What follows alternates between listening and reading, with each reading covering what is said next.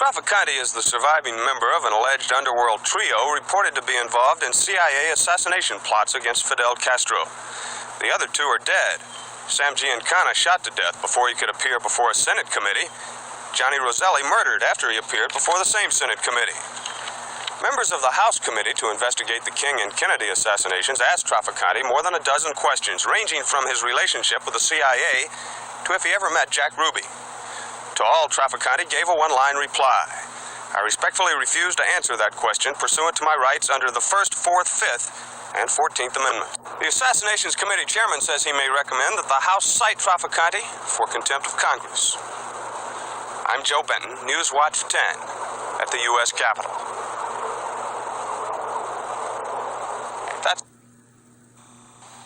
Trafficante appeared reluctantly before the committee, fully aware of the unsolved murders of two other underworld figures mentioned in previous congressional testimony about assassination plots.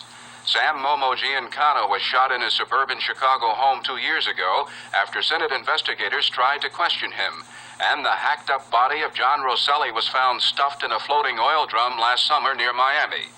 Today, the man who once ran syndicate gambling in Cuba showed up without the documents he was ordered to bring, and 15 times he refused to answer questions ranging from whether he had prior knowledge of plans to kill President Kennedy to whether he was visited in a Cuban jail by Jack Ruby.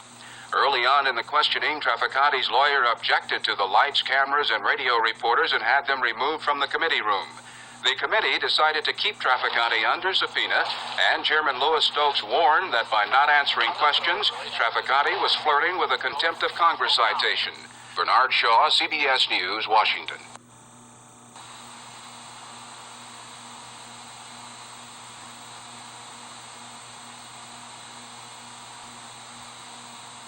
Do you swear or affirm that the testimony you will give before this Select Committee on Assassinations shall be the truth, the whole truth, and nothing but the truth, as you shall answer unto God?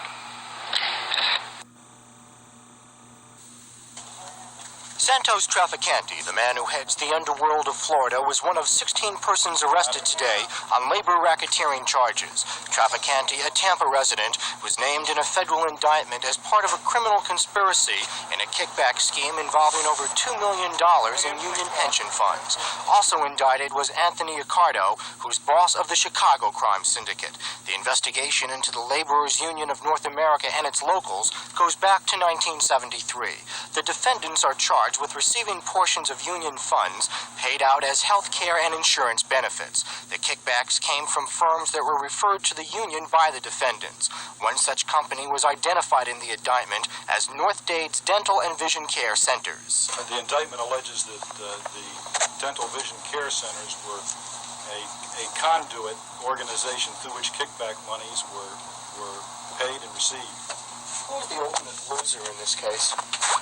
Well, the ultimate loser are the laborers' union members who paid more for benefits than they should have. Union officers arrested here today include John Giordello, president of Palm Beach's Local 767, and Salvatore Tricario, business agent of that same local. The former lawyer of the Union Southeast District was also arrested this morning, Seymour Gopman.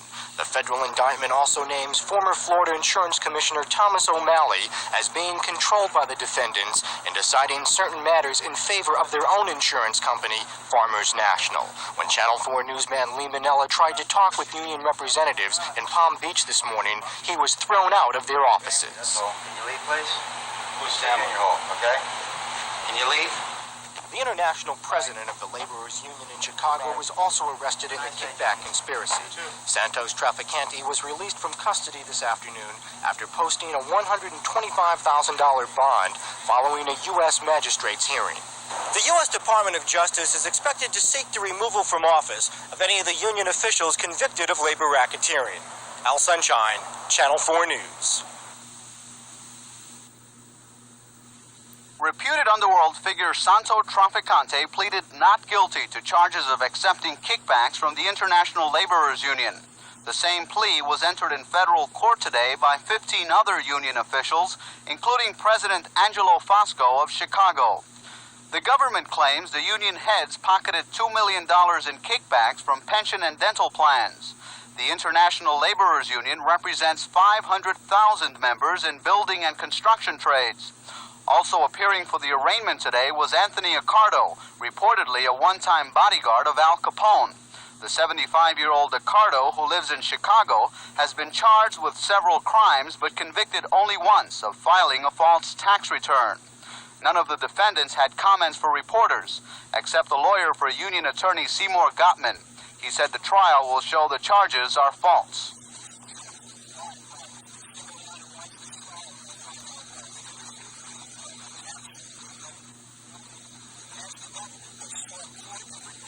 Indictments before they found one. The 16 labor union officials are scheduled to stand trial July 27. Prosecutors are calling the case one of the most important labor corruption cases in U.S. history. Elliot Rodriguez, Channel 4 News, Miami Federal Court.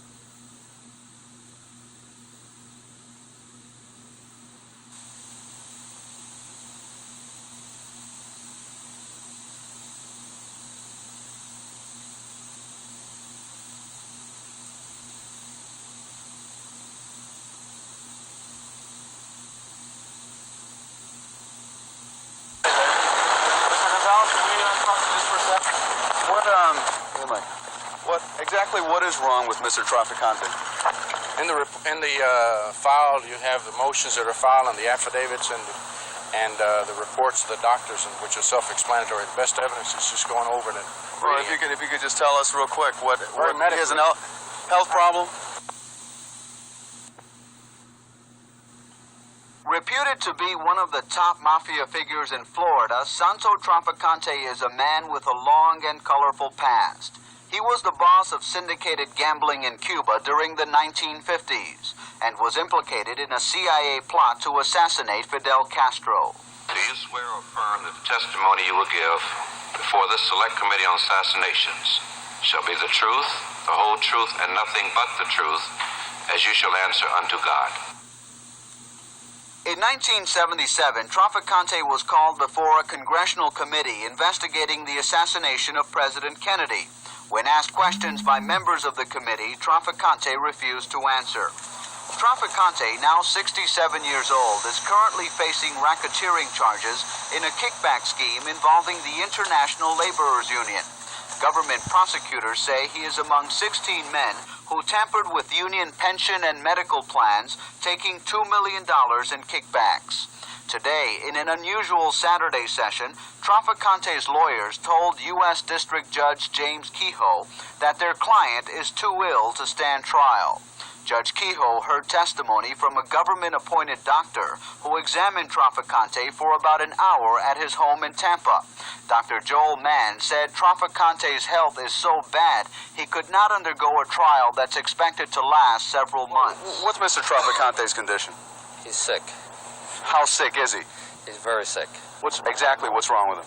Well, he's got end-stage renal disease, arteriosclerotic heart disease with angina, diabetes, and what's called organic brain syndrome is a combination of all of those plus the medication he's taking.